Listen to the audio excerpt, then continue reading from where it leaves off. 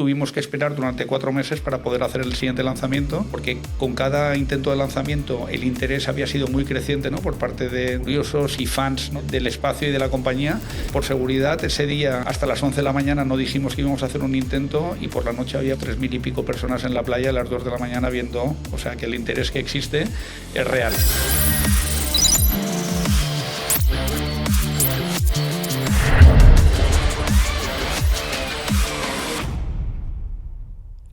Bienvenidos al cuarto episodio de nuestro podcast All Unities Data. Hoy como invitado tenemos a Ezequiel Sánchez. Ezequiel es el presidente ejecutivo de PLD Space, compañía de referencia en el sector aeroespacial. Más adelante hablaremos un poquito más sobre qué es lo que hace PLD Space y cómo se ha convertido en un referente en Europa en este campo. Es un placer tenerte aquí con nosotros, Ezequiel. Bienvenido. Muchas gracias, María. Bueno, antes de comenzar, sí me gustaría que nos hablases sobre qué es lo que hace PLD Space. Bueno, nosotros nos gusta posicionarnos de una manera muy sencilla, decir que somos un transportista, ¿no? Nos dedicamos a transportar satélites desde la superficie terrestre hasta una órbita, que es lo que nos han encargado nuestros clientes, ¿no? Quieren que esa tecnología que va a permitir pues diversos usos sobre la superficie terrestre, pues que lo dejen orbitando y nosotros lo que hacemos es, para poder prestar ese servicio, pues desarrollar el vehículo, ¿no?, que permita hacer ese transporte, pues que es un lanzador, un cohete, ¿no?, como se suele conocer. Hablas de clientes. ¿Quiénes serían vuestros clientes? Nuestros clientes son los operadores. Puede ocurrir dos cosas, o que sea el fabricante del satélite, ¿no?, que lo está lanzando y que quiere hacer algún test para ver cuál es el comportamiento que puede tener determinados componentes, o que sean realmente para operaciones y que son los operadores de los satélites, o un gobierno que quiere lanzar pues para una observación de la Tierra, ¿no?, o agencias espaciales que quieren desarrollar misiones científicas y contratan ese lanzamiento para poder transportar, ¿no?, esa carga que se llama payload, ¿no?, la carga útil que se lleva a las órbitas que nos han encargado los clientes, ¿no? Y hablando de esa carga de satélites, me imagino que habrá diferentes pesos, ¿no? Y diferentes. Y ahora hablaremos un poco más sobre Miura, ¿no? Pero ¿habrá algún tipo de Miura, ¿no?, que cargue diferentes pesos de satélites? Efectivamente. Hablando un poco de lo que es de la tecnología, ¿no? O sea, nuestra tesis desde el principio fue la miniaturización de la tecnología. La tecnología cada vez permitía hacer más cosas en menos masa, ¿no?, con menos, en un tamaño mucho más comprimido de esos satélites, y entonces había un requerimiento de lanzadores que fuesen más pequeños, ¿no? Había lanzadores muy grandes para transportar cargas grandes, pero había una necesidad de otro tipo de lanzadores que pudiese transportar esos satélites que se estaban haciendo más pequeños. Para que te das una idea, pues un 95% de todos los satélites que se han lanzado en los últimos 4 años pues tienen menos de 1 tonelada, ¿no? O sea, el grueso de los satélites tienen menos de 1 tonelada. Pero es cierto que la tecnología, estos suelen ir a órbitas bajas, que se suele llamar, pues desde 200 hasta 700 kilómetros. Pero los satélites que suelen ir en órbitas geoestacionarias, que van pues orbitando a una velocidad la misma, ¿no?, que están siempre apuntando a una misma zona, la superficie terrestre, estos suelen ser satélites más grandes, ¿no? Entonces, digamos que ha habido como una segmentación de las necesidades por parte de los clientes y también se está generando como nuevos tipos de lanzadores para poder transportar de una manera eficiente esas cargas a las órbitas, ¿no? Hicisteis historia con el lanzamiento del primer cohete privado, ¿no?, en Europa. Hicisteis historia en Europa, por supuesto hicisteis historia en España porque sois una empresa española, el Miura 1. ¿Cómo vivisteis ese momento? O sea, yo creo que se nos pone la sonrisita, ¿no?, de la emoción. Yo creo que, y me encanta vértela a ti también, ¿no?, porque es un sentimiento compartido. O sea, yo creo que en realidad es un país quien lanza, es una bandera, ¿no? O sea, quien está consiguiendo, quien tiene la capacidad estratégica de poder acceder al espacio, y eso mucha gente lo siente como propio porque lo es, ¿no? Nosotros hemos hecho mucho esfuerzo para poder desarrollar la tecnología, financiarla, testarla, operarla, pero es cierto que es una capacidad estratégica pues que es muy escasa a día de hoy, ¿no? Porque es complejo de poder hacerlo en términos de coste, de los tiempos y los niveles de calidad que requiere, y conseguimos hacerlo el 7 de octubre del año pasado, y lo vivimos Yo creo que es como un continuo, ¿no? O sea, en el que estás haciendo las pruebas, testando, viendo que la meteorología sea correcta, que verdaderamente... Yo recuerdo llamar a mi familia y decirle, oye, todo pinta bien esta vez, ¿no? O sea, porque habíamos tenido 2 intentos que tuvimos que abortar, uno por condiciones meteorológicas y otro por un fallo que identificamos en la tecnología. Tuvimos el verano en medio que por condiciones, o sea, por la ley de protección, para que no haya fuegos, para que no pueda haber problemas, que estaba Doñana muy cerca, no se podía lanzar. Y ¿No entonces, se puede lanzar en verano? En verano no se puede lanzar. La ley de montes impide, ¿no? O sea, y aplicaba también en esa zona y entonces tuvimos que esperar durante 4 meses para poder hacer el siguiente lanzamiento, que fue en octubre. En el momento se abrió la ventana, pues estábamos listos y conseguimos hacerlo. Yo, fíjate, y me gusta contarlo, por seguridad ese día, porque con cada intento de lanzamiento el interés había sido muy creciente, ¿no? Por parte de gente, curiosos y fans, ¿no? Del espacio y de la compañía. Ese día, hasta las 11 de la mañana, no dijimos que íbamos a hacer un intento y por la noche había pues 3.000 y pico personas en la playa a las 2 de la mañana viendo, o sea, que el interés que existe es real, ¿no? O sea, esto a la gente le interesa, ¿no? ¿Y qué dificultades? Porque me imagino que dificultades habría muchísimas. ¿Cuáles fueron los principales retos que encontrasteis? A ver, yo creo que es, casi te diría, la gestión de la propia ilusión y determinación para conseguir el objetivo, ¿no? Porque obstáculos te encuentras 10.000, ¿no? Para parar en toda la historia, y va de esto precisamente, ¿no? De identificar qué es lo que está en el camino crítico, qué es lo que puede condicionar con un determinado nivel de éxito y de riesgos, ¿no? Que al final el riesgo no lo puedes evitar, lo tienes que gestionar, ¿no? Tienes que identificar pues todas aquellas acciones, ¿no? Que te permitan tomar una decisión con un determinado nivel de confianza, ¿no? Y esto es complejo de hacer. Sí que tienes que estar identificando constantemente aquellas actividades que sean prioritarias, y si es una luz roja, es decir, que eso sí que está muy, digamos, procedimentado, pero te puedes encontrar con cosas nuevas que tienes que tomar la decisión y replantear, ¿no? Para eso existen los hold down, ¿no? Que es como unas paradas que hay en esa secuencia de la cuenta atrás, porque está todo, son 2.000 y pico líneas, o sea, en el que está todo muy definido lo que hay que hacer con esas actividades, y hay momentos en los que reevalúas que todo está ok y entonces pasas al siguiente nivel, ¿no? Bueno, cuenta atrás. Estamos en la cuenta atrás para la campaña de lanzamiento del Miura 5. Hablábamos antes de llegar a órbita, ¿no? Al final hemos pasado de Miura 1 con un motor a Miura 5 con 5 motores para poder llegar a órbita. ¿Cómo estáis llevando esa cuenta atrás, ese proceso? Mira, nosotros siempre el tiempo es clave, ¿no? Es decir, hay una ventana de oportunidad, hay unos compromisos, ¿no? Establecidos también tanto con clientes, con nuestros propios inversores e internamente, de cumplimiento de plazos, ¿no? De llegada a mercado.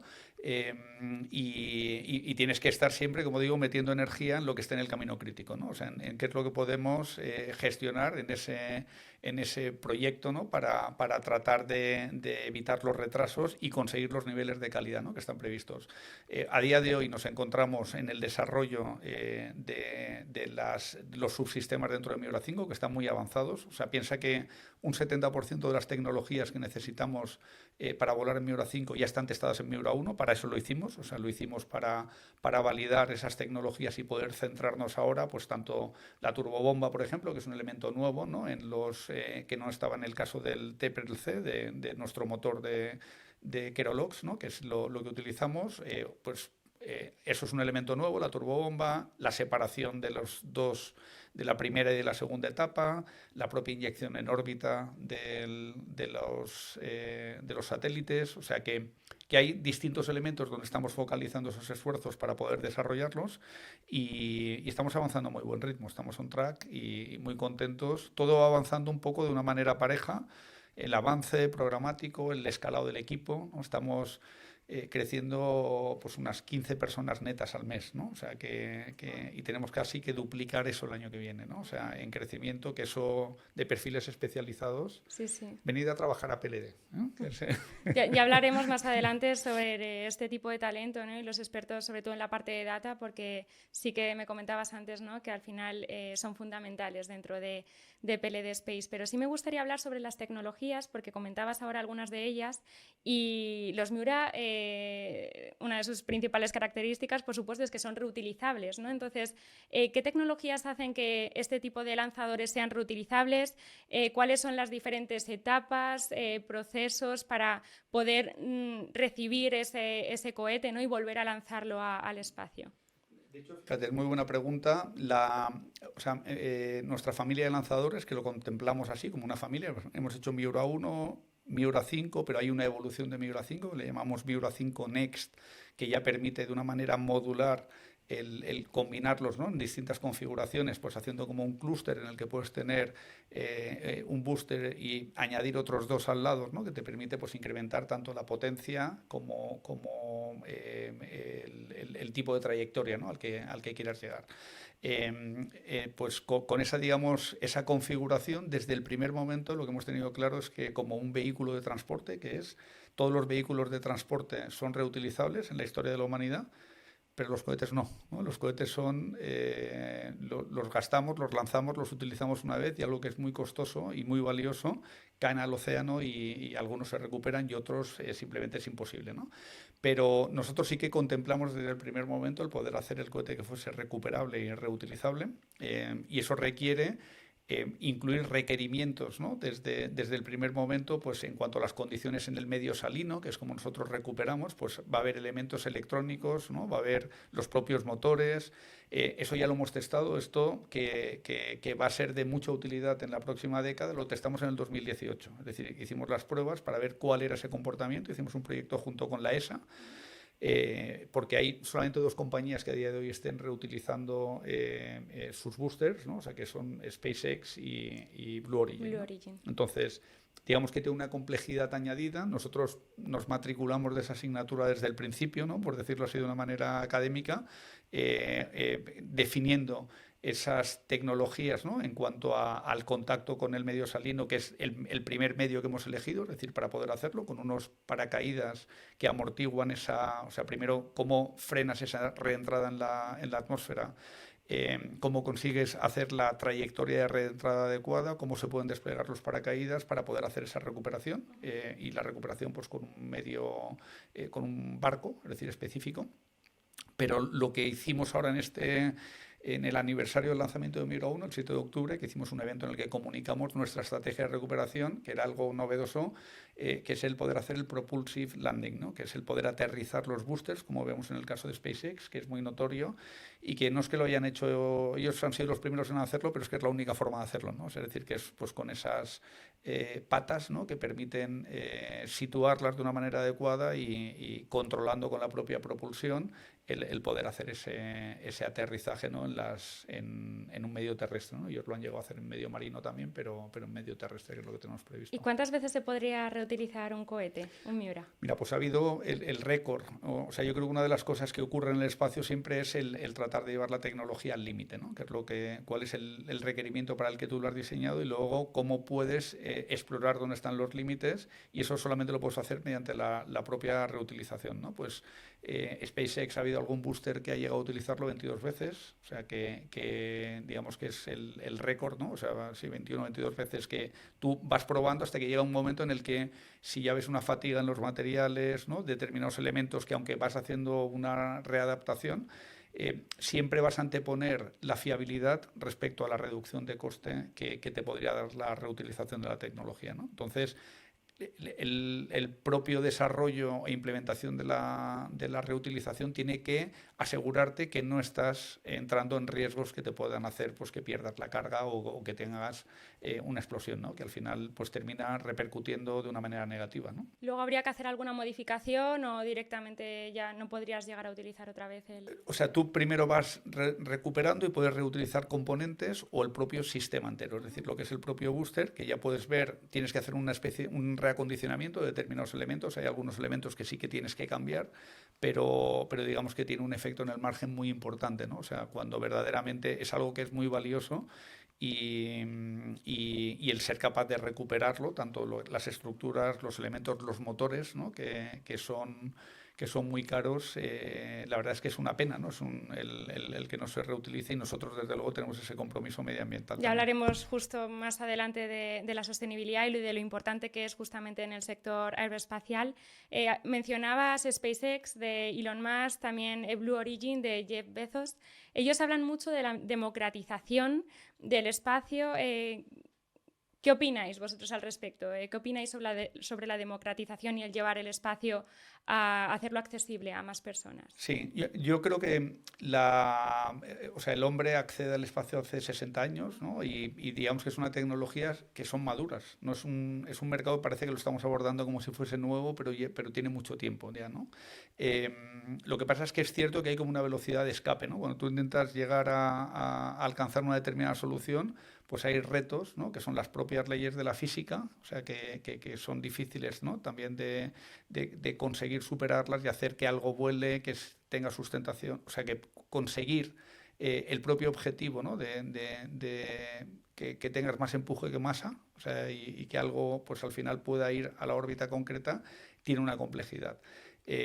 Y siempre lo tienes que hacer con una visión muy garantista, ¿no? O sea, pues igual que ha ocurrido en la aviación, la única manera de probar, o sea, de conseguir un objetivo es probando y viendo si funciona o no funciona y tratando de reducir esos riesgos, ¿no? Entonces, nosotros ¿qué hemos hecho distinto? Pues con un modelo de integración vertical, reducir los procesos y los interfaces que muchas veces hay entre subcontratistas, que es una cadena que suele ser bastante largo dentro de la industria tradicional. Nosotros lo hemos reducido y estamos permitiendo acceder al espacio por una fracción del coste de lo que solían hacerlo los programas institucionales, ¿no? Entonces, yo sí que creo que hay una necesidad real. O sea, no es democratizar por un propósito, ¿sabes? Yo creo que hay un interés comercial, ¿no? Claro, de empresas que necesitan poder transportar sus cargas y que a día de hoy tienen muy pocas alternativas. Dependen casi exclusivamente de SpaceX, ¿no? Por eso el que seamos capaces de una democratización real es el poder aportar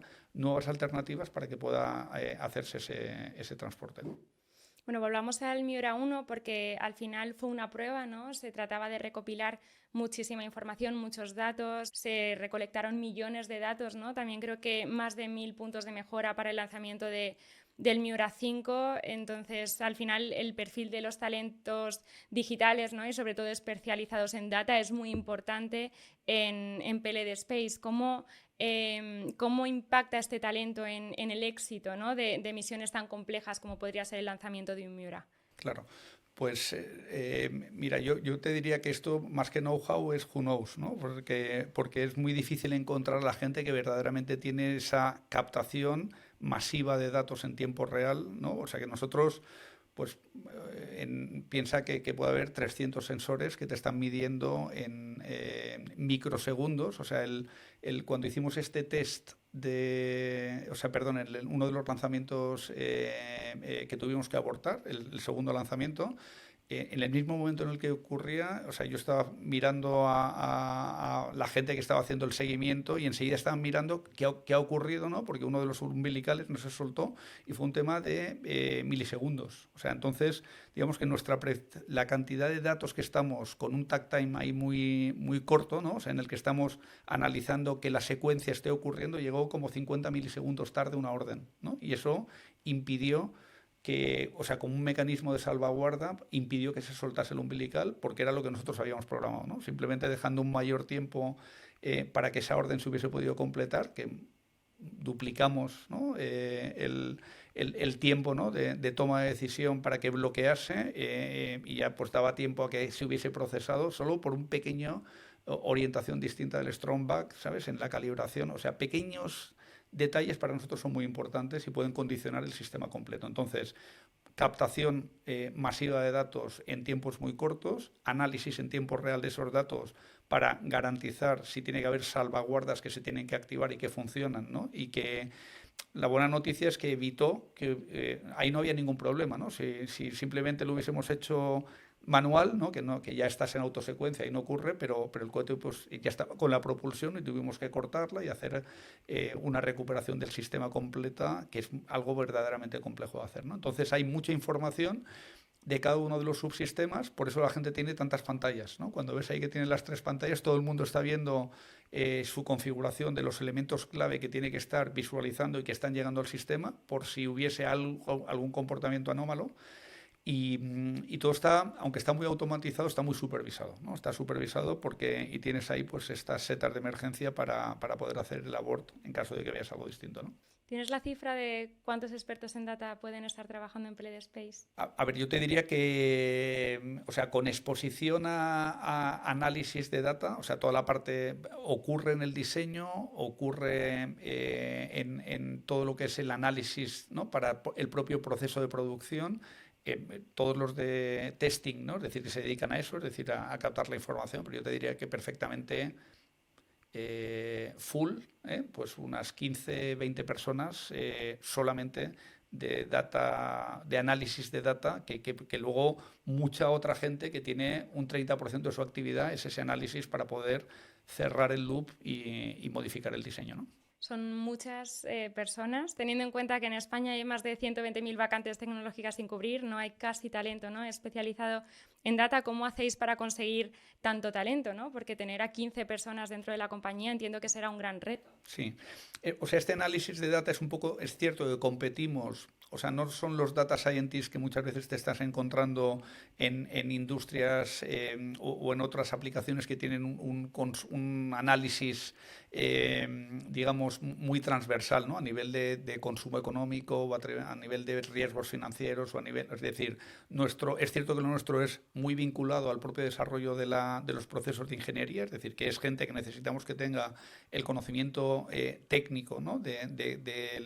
Digamos, del subsistema específico, si es en propulsión, o sea, necesitas conocer el subsistema y luego con esa orientación, ¿no?, de lo que es la captación y análisis de datos para poder hacerlo. Pero son analistas de datos, ¿no?, en cualquier caso también. Entonces, lo que hacemos es estar muy cercano también de las escuelas, ¿no?, donde hay gente magnífica que se va formando y ser lo suficientemente atractivos como empresa, que yo creo que la gente pues busca un propósito y nosotros tenemos una fortuna inmensa de tener. Yo creo que todo el mundo que estamos en PLD Space sabemos que estamos haciendo un cohete, ¿no? O sea, y que estamos haciendo una capacidad muy compleja, que es un reto que nos coloca al límite de nuestras capacidades a todos, y eso a la gente que está orientada al reto yo creo que es algo que le gusta, ¿no? O sea, necesitamos que tengan la capacidad, pero que tengan al mismo tiempo la voluntad de orientarse a ese reto que es crítico, ¿no? Y hablábamos de los Miura, pero también está la cápsula Lince, ¿no?, que va a ser la primera cápsula tripulada privada en Europa, todavía en proceso.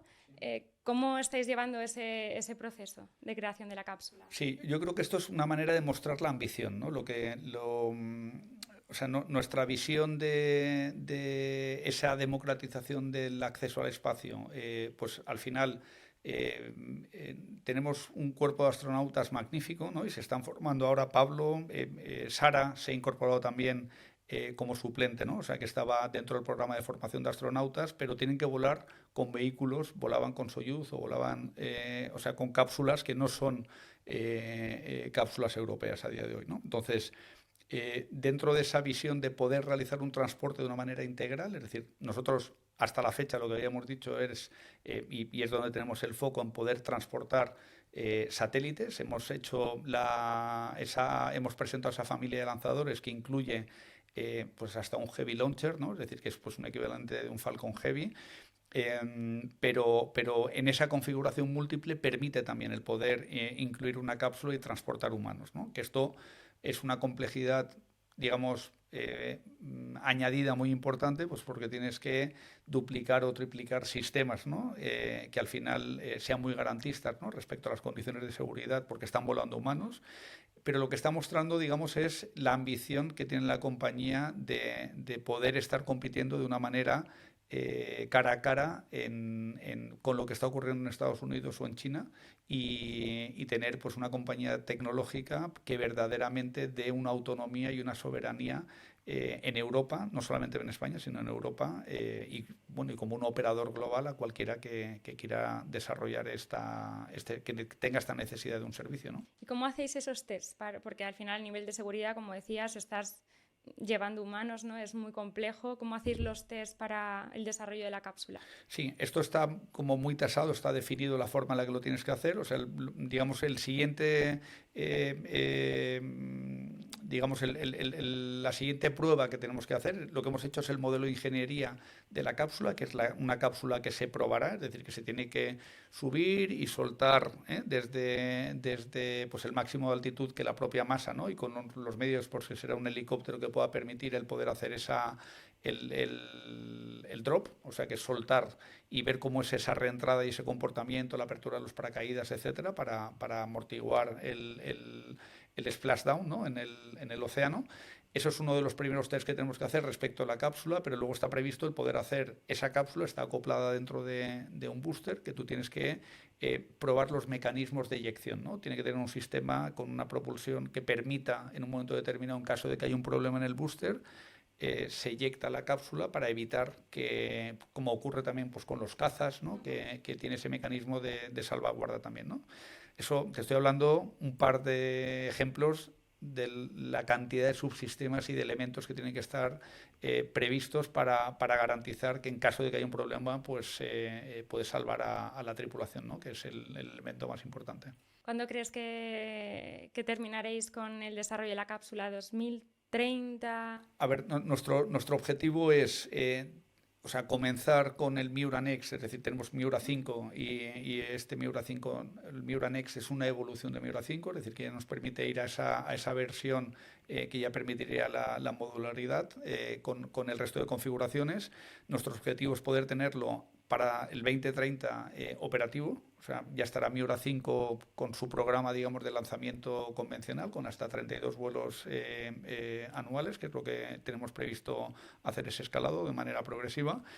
Y en paralelo arrancar, ¿no? Con los vuelos de Miura 5 y esa configuración que podría ocurrir no antes de 2030. Ahí ya tenemos muchas tecnologías que desarrollar antes. Yo creo que estamos mostrando esa ambición. De hecho, ya estará previsto incluso que no sea con la Estación Espacial Internacional, ¿no? Que se descontinúa también y será pues la futura estación, la futura sustituto, ¿no? de la estación espacial. O sea que en el espacio ocurre eso, que los retos se miden casi en décadas, ¿no? Lo que tienes que hacer. Nosotros nos hemos marcado una agenda ahí muy potente de lo que queremos hacer en esta próxima década. ¿Crees que se podrán llegar a hacer misiones en otros planetas una vez ya tengáis desarrollado Miura Next? Nosotros, si nos lo contratan, lo hacemos. Si hay un cliente, desde el punto de vista de desarrollo científico, suelen estar muy guiadas, ¿no? por las agencias internacionales. O sea, no hay. Nosotros hemos estado como muy posicionados en ese con los contratos y con clientes privados y por supuesto institucionales también. Sí que puede haber, sí. Pues nosotros, digamos, vamos a tener la capacidad de transporte para poder hacer misiones lunares o si hubiese que hacer a Marte, hay que hacer, desarrollar muchos temas, pero desde luego yo creo que es algo que vamos a ver. Hay muchas iniciativas, tanto a la Luna en el próximo año, pero que más nos faltan dedos en la mano para ver digamos, el interés creciente que ha habido en acceso a la Luna también y a otros planetas que hay que ver. Hay quien evidentemente lleva la delantera, es la NASA, ¿no? y con SpaceX, pero sí, tenemos Artemis, tenemos muchas buenas novedades en los próximos años. ¿Y cómo está evolucionando el uso de la inteligencia artificial en el sector aeroespacial? Porque, por ejemplo, me imagino, para la toma de decisiones estratégicas en tiempo real, ¿para eso es útil la inteligencia artificial? ¿Se puede hacer? ¿Qué uso se le está dando? Sí. Hablando de inteligencia artificial generativa. Sí. Yo creo que la inteligencia artificial, que es una ayuda, yo creo que a mí me gusta posicionarlo como un elemento de productividad, ¿no? O te permite hacer cosas que ya conoces bien de una manera muy rápida, ¿no? O cosas que no podías hacer de una manera muy barata, cosas que eran costosas y son elementos de productividad. En la industria del espacio yo creo que tendrá usos, seguro, muy importantes. ¿Qué ocurre?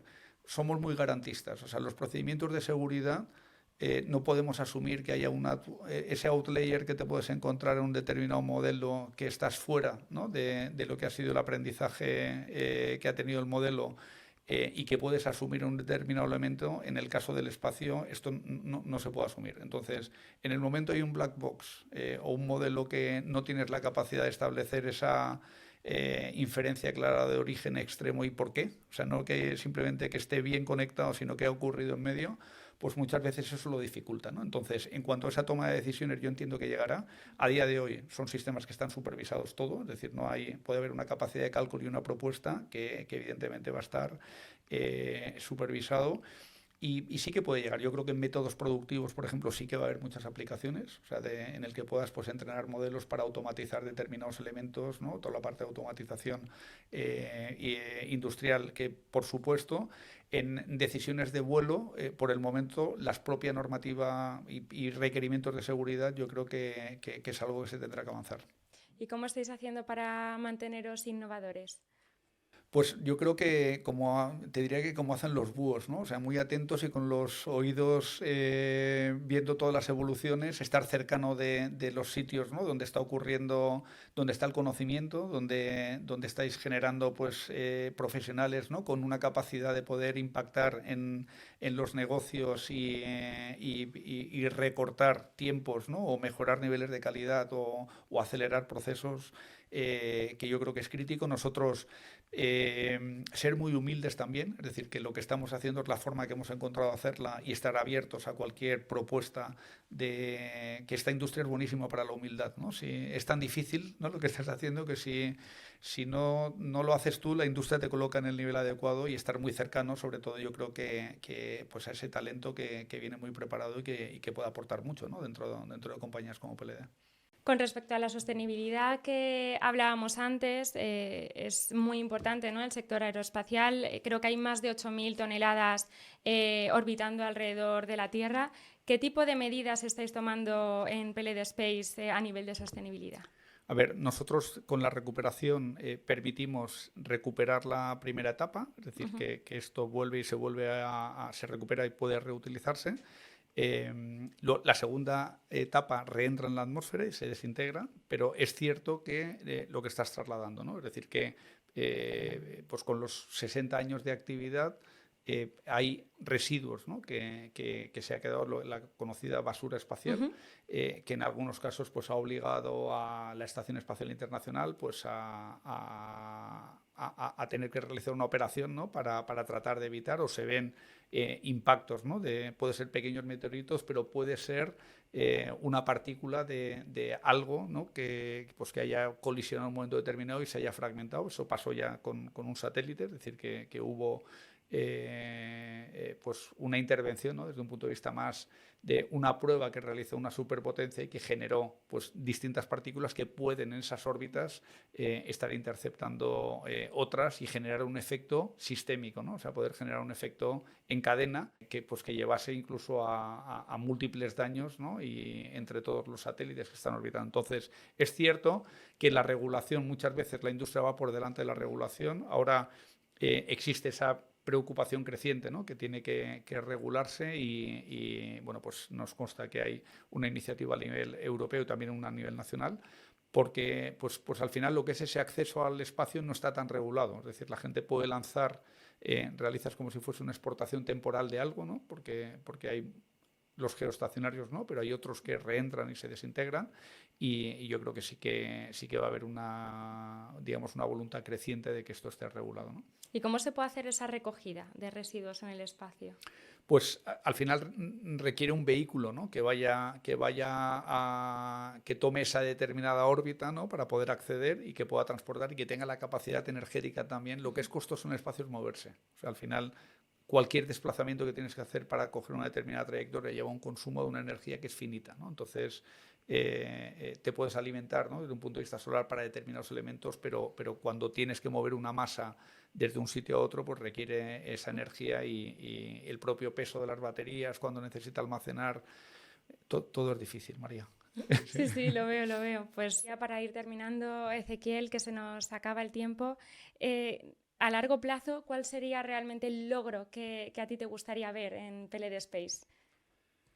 A ver, yo creo que esto, o sea, a medida que esto era como un sueño que conforme lo vas ejecutando, es como que lo vas completando y vamos alargando nuevas ambiciones, ¿no? Nuevos temas que queremos desarrollar y que yo creo que son son muy ambiciosos, ¿no? O sea, a mí me gustaría ver ambición en 360 grados, ¿no? Que lo que estamos planteando, que es contagioso, me encantaría que siguiese floreciendo porque hay, ¿no? Es decir, que antiguos empleados que están montando compañías que son competitivas, ¿no? Que están haciendo, que hay gente que te plantea proyectos que los puedes hacer internamente, o sea, que hay un desarrollo de esa industria, es decir, que es cierto que estamos traccionando, que estamos desarrollando y que conseguimos mantener una competitividad que Europa siempre ha tenido en la industria del espacio en lanzadores y que hemos perdido en los últimos 5 años. O sea, éramos líderes mundiales y perdimos esa competitividad por un salto tecnológico que muchas veces puede ocurrir y yo creo que tener esa capacidad de a nivel colectivo y evidentemente dentro de eso